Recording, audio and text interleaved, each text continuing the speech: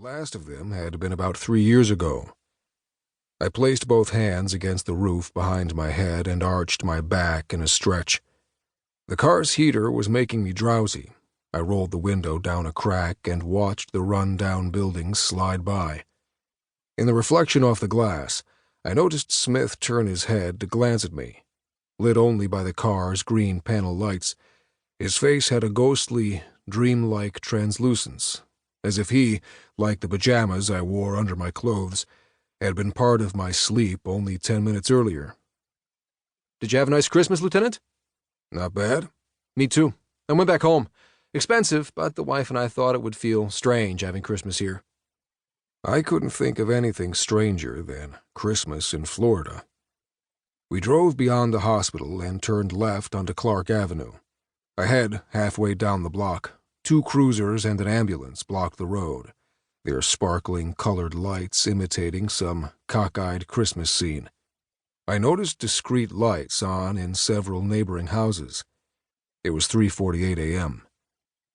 I slid out of the car's warm cocoon and stood in the snow for a moment, watching Smith return to Canal Street. His rear lights glowed fiercely just before he got to the corner and cautiously swung right. The day, despite the darkness, had begun. I looked over to the house.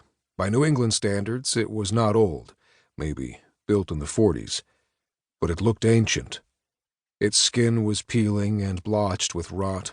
The roofline, mercifully covered with snow, sagged in the middle like a swayback horse.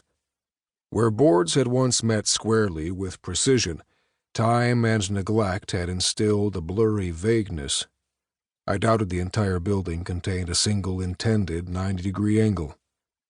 A shadow detached itself from a tree near the street. "Hi, Joe." Stan, the newspaper man. Hot on the trail?"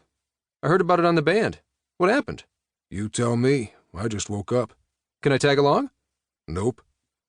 I walked across the sidewalk and up the uneven porch steps, nodding to the patrolman guarding the door. Once inside, I was standing in a hallway running the length of the house.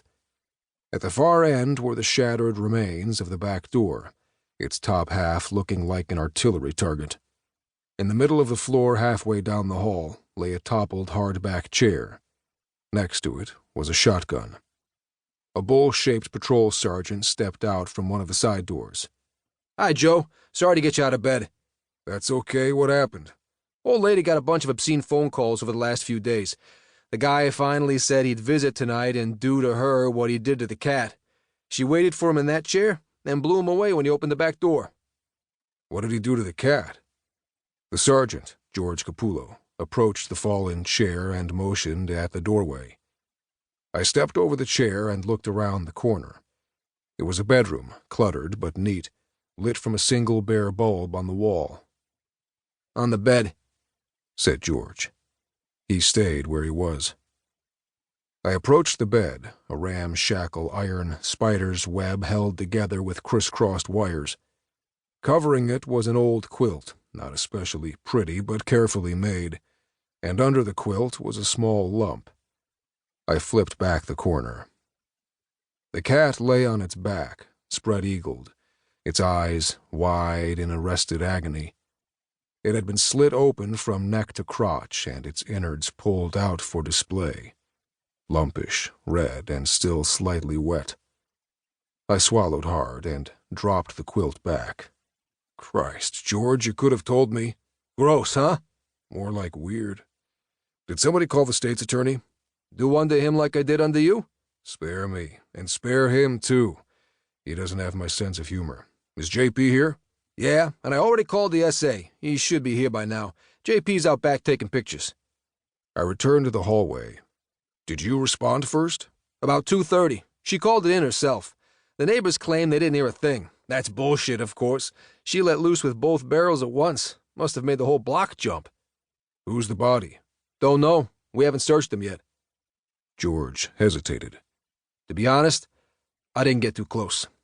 He makes the cat look good." I glanced at the shattered door. Where's the woman? He jerked his head down the hall. "In the kitchen. A rescue guy's with her." She all right? "Yeah, a little shaky." Okay.